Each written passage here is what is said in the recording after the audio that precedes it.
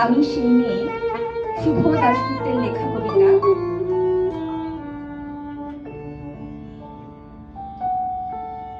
আমি সেই মেয়ে। বাসে, ট্রেনে, ট্রামে, রাস্তায় আপনি যাকে রোজ দেখেন, যার শাড়ি, কপালের টিপ, কানের দুল, পায়ের গোড়ালি আপনি রোজ দেখেন, আর আরো অনেক কিছু দেখতে পাবার স্বপ্ন দেখেন। স্বপ্নে যাকে ইচ্ছে মতন দেখে, আমি সেই মেয়ে। বিহারের প্রত্যন্ত গ্রামে দিনের আলোয় যার ছায়া মারানো আপনার ধর্মে নিষিদ্ধ, আর রাতের গভীরে যাকে বস্তি থেকে তুলে আনতে পাইক বরকন্দাজ পাঠান আপনি, আর সুসজ্জিত বিছানায় যার জন্য অপেক্ষায় অধীর হয় আপনার রাজকীয় লাম্পট্য, আমি সেই মেয়ে।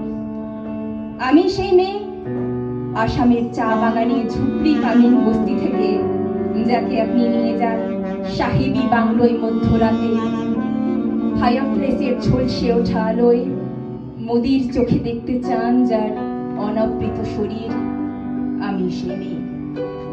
রাজস্থানের শুকনো উঠোন থেকে পিপাসার জল আনতে যাকে আপনি পাঠিয়ে দেন 10 মাইল দূরে সরকারি ইদারায়, আর 20 মাইল হেঁটে ক্লান্ত বিধ্বস্ত যে রমণী ঘোড়া কাখে ঘরে ফিরলেই যাকে বসিয়ে দেন চুলার আগুনের সামনে আপনার রুটি বানাতে, আমি সেই মেয়ে।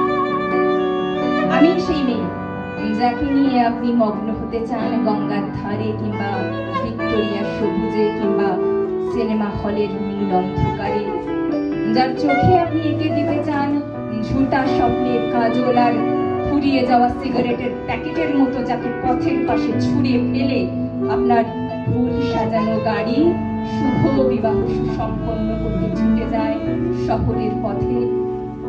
কোণে দেখা আলোর গোধূলিতে একা দাঁড়িয়ে থাকা, আমি সেই মেয়ে।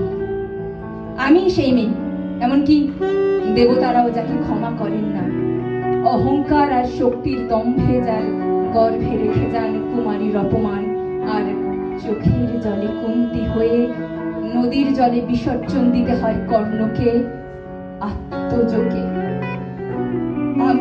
আমি সেই মেয়ে। সংসারের অসময়ে আমি ভরসা, আমার ছাত্র পড়ানো টাকায় মায়ের ওষুধ কেনা হয়, আমার বাড়তি রোজগারে ভাইয়ের বই কেনা হয়, আমার সমস্ত শরীর প্রবল বৃষ্টিতে ভিজতে থাকে, কালো আকাশ মাথায় নিয়ে আমি ছাতা হয়ে থাকি, ছাতার নিচে সুখে আছে সংসার। আপনারা আমার জন্য অনেক করেছেন, সাহিত্যে, কাব্যে, শাস্ত্রে, লোকাচারে আমাকে মা বলে পুজো করেছেন, প্রকৃতি বলে আদিক্ষেতা করেছেন, আর শহরগঞ্জের কানাগলিতে ঠোঁটে রং মাখিয়ে কুপি হাতে দাঁড় করিয়েও দিয়েছেন। হ্যাঁ, আমি সেই মেয়ে।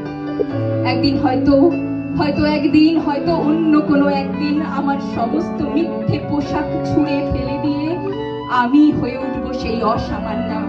খোলা চুল মেঘের মতো ঢাকবে আমার খোলা পিঠ, দু চোখে জ্বলবে ভীষণ আগুন, কপাল ঠিকরে বেরোবে ভয়ঙ্কর তেজস্বী, হাতে ঝলসে উঠবে সেই খড়গ, দু পায়ের নুপুরে বেজে উঠবে রণদুন্দুভি, নৃশংস অট্টহাসিতে ভরে উঠবে আকাশ।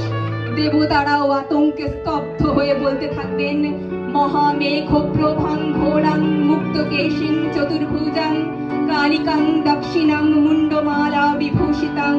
বিভৎস দাবানলের মতো আমি এগোতে থাকবো, আর আমার এগিয়ে যাবার পথের দুপাশে মুন্ডহীন অসংখ্য দেহ ছটফট করতে থাকবে।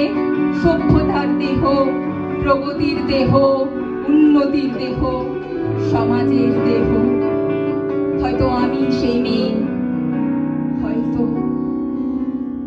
বা